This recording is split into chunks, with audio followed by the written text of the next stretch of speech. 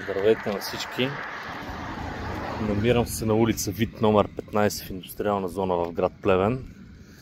Искам да ви покажа нещо, което е опасно за хората, за всички транспортни средства, които преминават и изобщо за цялата инфраструктура на град Плевен.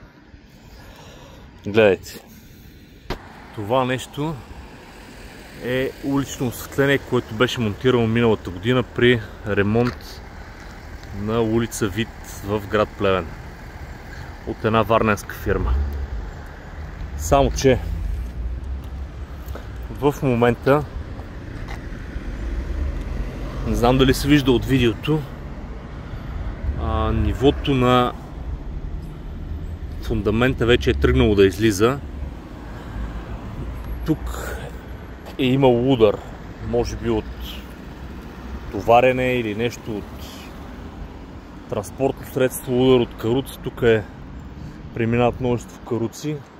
Наблизо, което там е квартал Балабаир.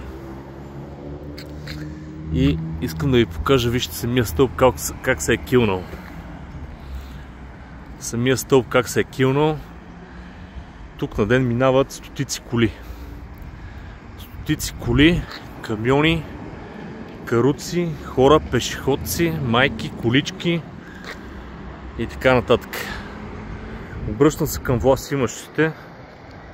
Моля да се реши този казус, защото тук ще стане някоя беля. Ето, вижте тук как се е напукал самия асфалт. А тук до него това е шахта за комуникации. Това е паркинг, редовно тук паркират автомобили, минават коли. Наблизо има кръстовище. Точно това е кръстовището, където е на улица Вит и на улица Северна. Благодаря.